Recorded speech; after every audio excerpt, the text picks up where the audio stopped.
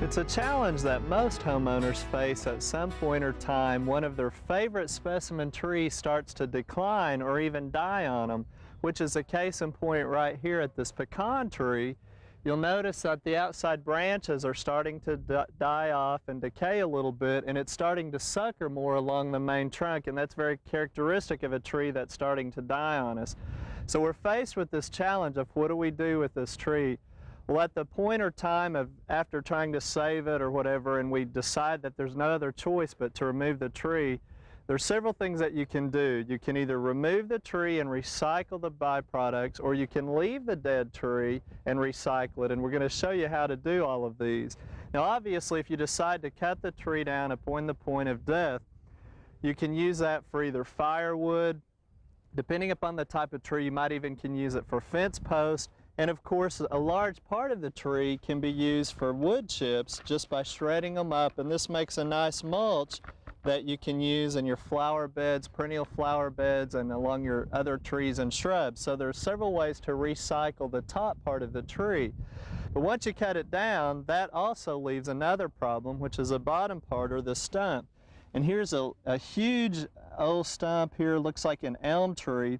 And really that's what you need to decide on is it a conifer, an evergreen type stump, or is it a deciduous type? And hopefully you'll know that from the tree that had previously grown there. The reason for knowing that is if it's an evergreen or a conifer and there was any life left in the root system whatsoever, chances are it's not going to resprout or sucker up on you. But if it's a hardwood tree and there's some green portions left on it when you cut it down, there are some times that it will sucker up or resprout, and that can become a problem for you depending on the weak woodedness and just to aggravate the process of it decaying. So there's actually some herbicides out on the market that you can use to drench or spray or treat to kill those suckers or sprouts that are coming up. And one of them is glyphosate, which is a common one, often known as Roundup on the market. You'd want to make sure you get the full strength and follow the directions for it. And also Tordon, Banville, and Pathfinder are some other common ones that you can find on this particular situation. And sometimes they'll even suggest that you mix them with diesel and various products to get a better kill and to hold the product in place. And again, it's just trying to kill it so it won't resprout or sucker on you, and that's usually the problem with hardwoods. Now, once you settle the problem of getting it to stopping it from sprouting or suckering, then a lot of people are faced with a challenge of how to try to get it to rot or decay faster. And there's some stump removal products on the market that are nothing more than potassium nitrate. And some people even use ammonium nitrate. But basically, you follow the directions again. And what you would do is that it calls for drilling some holes in the stump. And usually it suggests about a 1-inch drill bit. And depending on the product and some of the recommendations, they'll tell you to drill holes deep as 3 inches, even as much as 10 inches. And in a stump this big, we'd probably put 3 or 4 holes in here. They also suggest that you drill some at an angle. And what you're doing is pouring the product in the hole then. And as it gets moisture in contact with it, it basically turns to salts, and it will absorb and saturate the tree to an extent, and it just causes it to rot or decay. Also, some people have tried to drill it out or chip them out and burn them, but there's all kinds of products on the market to help speed up that process.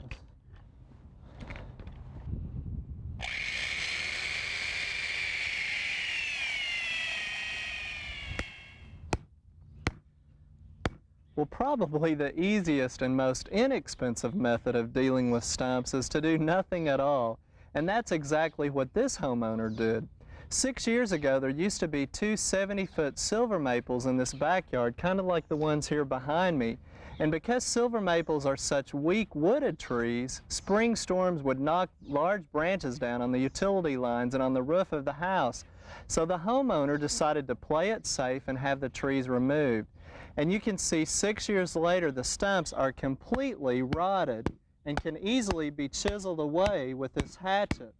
Now, one thing I'd like to point out, though, is that the homeowner has replanted some specimen trees like redbud, Chinese pistache, etc., that will not only provide beauty and a little shade, but also they're small enough not to interfere with the overhead lines or clog underground septic systems. Now, if you're looking for a quicker way to deal with your stump problem, you may want to try a mechanical approach with a machine called a stump grinder. Don Massey with CRD Tree Services in Tulsa introduced me to this very fast and powerful stump eradicator. Well, Steve, this particular machine is called a stump grinder or stump router. And it's used to auger and mechanically remove stumps from the soil once a tree's been cut down. You have that old stump in the ground. This is how you get it out. It's the modern day version to bulldozing them out. And of course we can use this in most backyards because of the size of it as well. The machine here has a large wheel in the front, and located on the wheel are carbide steel teeth. And these teeth are what rotate and chew the stump. And it's basically a saw that's designed to operate in the dirt. And it just simply augers the stump from the ground. Well, one of the things we want to be sure, of course, is that someone is insured and has workers' compensation. This machine, the stump grinders are quite dangerous and does require someone that is very skilled in operating it. Occasionally they do throw some larger chunks of debris, so there is some safety that must be used when using a stump grinder. Typically the stump, once it's been cut off, is left 1 to 2 inches above the soil surface. And with this machine here, we do auger it down below the surface of the soil. And of course the advantage is that you can get grass to grow back over this. You can mow over it. Literally you can grind a stump out one day and be mowing over it a week later. This particular machine is unique in that it'll go through the average backyard gate. Now there are some machines which are much larger, and of course those are used to do larger stumps. Those are typically towed behind and left attached to a truck. The cost of stump grind varies a little bit, but generally a homeowner can calculate about $3 per square inch for the average cost of the stump. So anyway, a 25-inch stump might be around $75 to have augered out of the ground.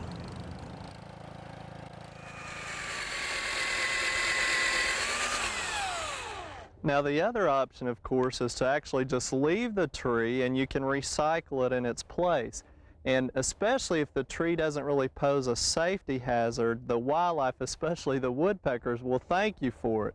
Because as a tree begins to deteriorate, we often refer to this as a snag, and you can help the process out a little bit by drilling some holes in it or peeling back the bark some. And actually the insects will start to decay the tree, and then the woodpeckers come in, and you can see you can even hang other nesting boxes on the snags. If you've watched the show recently, you know we've also hauled some of the snags into our studio gardens and actually used them in the landscape design, where we could use it for the same purpose for the wildlife, but we also jazzed it up a little bit by hanging a bird bath off of it, stacking some rocks around it, and then planting some hummingbird flowers around it, and it really has turned out to be a nice addition to the landscape. Now when we talk about trees being homeowners' friends, we really mean it. Over the years, we've met with many individuals who have told me that they've become quite attached to the trees that they've planted and raised to maturity. They have grown tall and strong, much like their families have, and hold special memories of good times that have taken place beneath its lofty branches. Well, there's also a way to preserve those memories for many years to come. Our next option to dealing with dead or dying trees takes on an even more aesthetic approach. Recently, we spent a rainy Tulsa morning with chainsaw artist Clayton Koss, who transforms these natural wonders into works of art.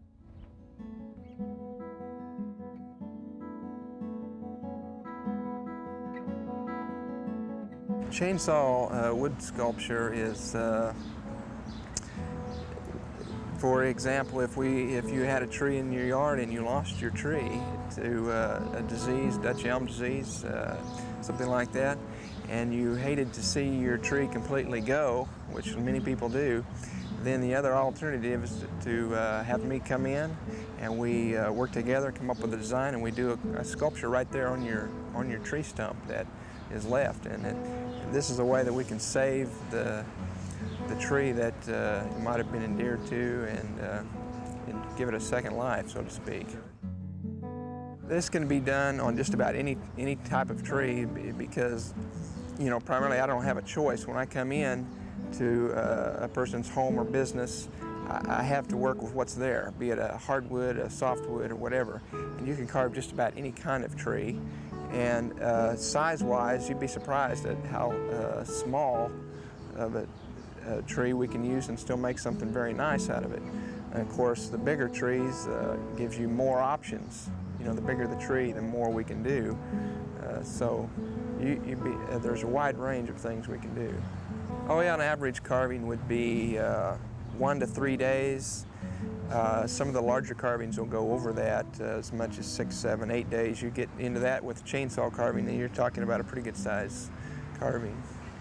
The equipment that I use, obviously, are chainsaws, and that's kind of one thing that is kind of particular, unusual, but we use just chainsaws. There's no hand tools involved in this at all. And in fact, if you had hand tools, it would no longer be a chainsaw wood carving, so that's kind of a personal thing for me. This carving here at Utica Square is one of that I did late last year of 2 eagles. One eagle had a fish in his claws. The other eagle, as many times they do, had swooped down underneath him and tried to snatch this fish out of his claws. So they're engaged in combat here over this fish. And you know, I've tried to portray the motion, the action, the drama of that instant in time when that would really happen in real life. This is another carving that I've done at the Montecasino School here in Tulsa, and it's obviously a carving of the Christ figure with 2 children. And it's very fitting for the schoolyard and for the school. And it's a carving. This particular carving is a red oak tree, and it's probably about 7.5 feet tall, but the Christ figure is just a full-size figure with the children. This little girl carving is also another, I believe was a white oak, as I recall, but it's a little girl obviously sitting on a stump, and she has a bunny rabbit in her lap. There's also another bunny rabbit down at the base, kind of looking up, kind of wanting to be in her lap, and she's done some nice planting around it and very nice carving. This carving is located at a private residence. Cost-wise, as far as generally, I have a minimum personally of $400 that I would go out for. Average cost of a carving, of one of my carvings, is probably about $750 to $800. In that wide range, you know, up to $1,200, $1,500, you can get you'd be surprised what you can get for that. When we get done with the carving, I generally put the first coat of varnish on first, but it does need about 3 coats altogether of varnish, and we also treat around the base with products like Seal Treat or Wood Life to help prevent rot and decay and to keep the termites out. If that is done on an annual basis, you know, with regularity, then the carving can be expected to last, you know, a good long time, many years. We hope you've enjoyed this classic from the Oklahoma Gardening Vault. Remember, even though these tips and techniques are timeless, there's always something new to learn in the world of gardening. By subscribing to both Oklahoma Gardening and OK Gardening Classics, you'll have access to a wealth of gardening knowledge, both classic and contemporary.